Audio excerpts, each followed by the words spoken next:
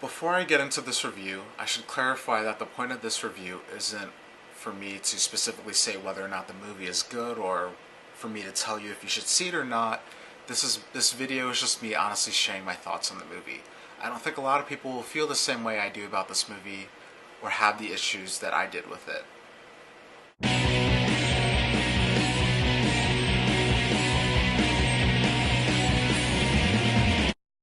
So here it is, Zack Snyder's Man of Steel, written by Jonathan Nolan and David S. Goyer, produced by Christopher Nolan. What could possibly go wrong? The best way for me to describe my feelings on this movie is to look at it from its first, second, and third acts in a linear order. The movie opens up on Krypton and you have Jor-El played by Russell Crowe, who's on the doomed Krypton. While stuff is going down, he has to take his newborn son, Kal-El, and get him off the planet before Krypton blows up. He ends up sending him to Earth. And that's just a quick summation of what is honestly a sequence that goes on for a while. It's a bit disjointed at times and some of the dialogue is a bit off, but it was still interesting to watch and Russell Crowe did a great job of carrying this section of the film. Once we hit Earth though, we fast forward like 30 years. Instead of watching Kal-El, who's going by Clark, grow up, he's already an adult that's wandering the Earth, trying to fit in, taking different odd jobs around the world. And this is when the movie gets its most emotional because he's flashing back to his childhood during some of these moments. And I got really emotional during some of these scenes. Like, they were just very well done. He's this kid that just does not fit in.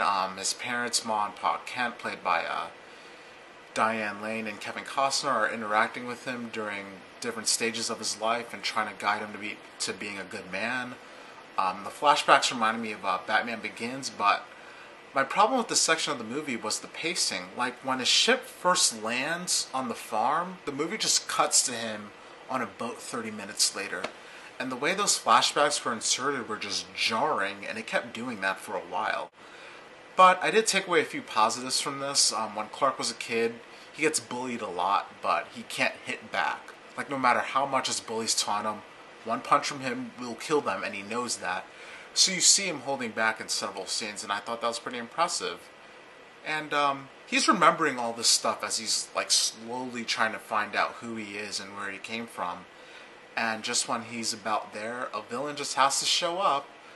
General Zod, played by Michael Shannon, was on Krypton in the beginning of the movie, and he got dealt with. But he's back now because Jor-El gave Clark something that Zod really wants. Clark knows that he has to confront Zod, but the movie ends up turning into this whole I can't do this without exposing myself to the world, and that part of the film is actually pretty well done. But despite my interest, I still had an issue with the movie's pacing. Like, the whole first half of the movie had my interest, but it still felt very disjointed. But when it comes to finally confronting Zod, the movie makes some very odd choices and puts the characters in odd situations. And this went on long enough to where I kind of had to check out of the movie. Before then, the movie was pretty touch and go, but it lost me for a while during this part. And it's starting to build up to this big climactic showdown by stringing together a series of smaller action scenes. And the last couple of action scenes are actually pretty close together. And I thought it was weird how some of them ended, like the villain would retreat and Supes would just let them go. But we eventually get into the main showdown of the third act. It ends up being time for Superman to take on Zod, his ship, and his henchmen. Zod is determined and he has his motivations, but Superman knows he has to stop him. So, Superman finally has someone that he can hit and take out a lot of his built-in frustration out on.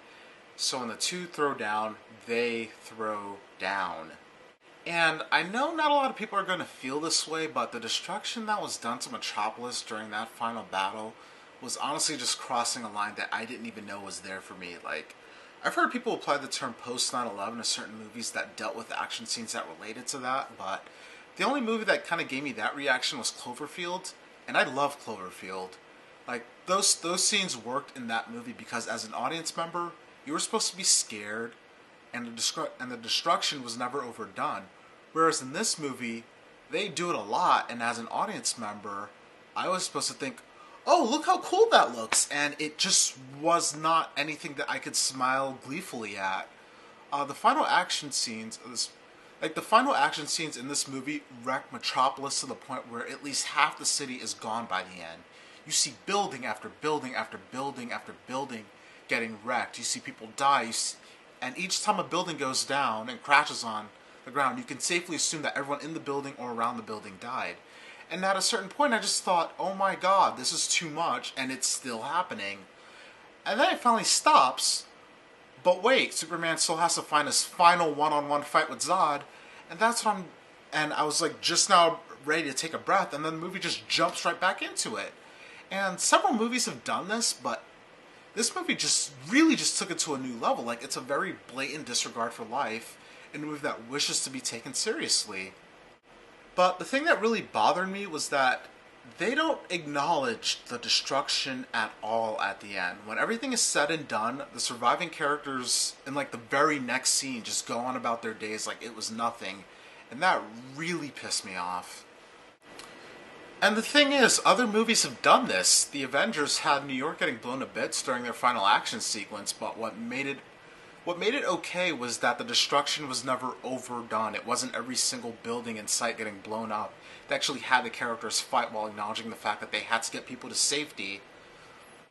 The final battle of Man of Steel was just showing off some terrifying amounts of destruction and kind of glorifying it. And I'm curious as to why no one went up to Zack Snyder, who I actually like, and just smacked him on the back of the head and just said, "What makes you think that's okay?" So overall, this is a negative review. The movie was touch and go for me at the start, and it lost me for a while in the middle and just offended me by the end. But then again, I do have to give the movie credit for a few things. They had some great emotional scenes early on. The performances were strong. Henry Cavill made for a solid Superman. I wasn't crazy about Amy Adams, who I normally love as Lois Lane, but she did what she needed to. Lawrence Fishburne, Christopher Maloney, Michael Kelly, and a few others round out the cast, and they were fine, but you didn't really know their characters too well.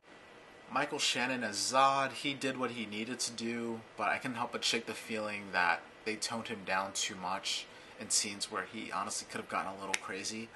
I did like the woman that played like his I guess his main henchman. Like, I don't know that actress's name, but I did like her in the movie. And as crazy as the action got, they actually did some things visually that I can appreciate. They played with gravity for a while, which I can always get behind, and they did that shot that I usually like of showing something moving from like a distance, and then they do that quick zoom in.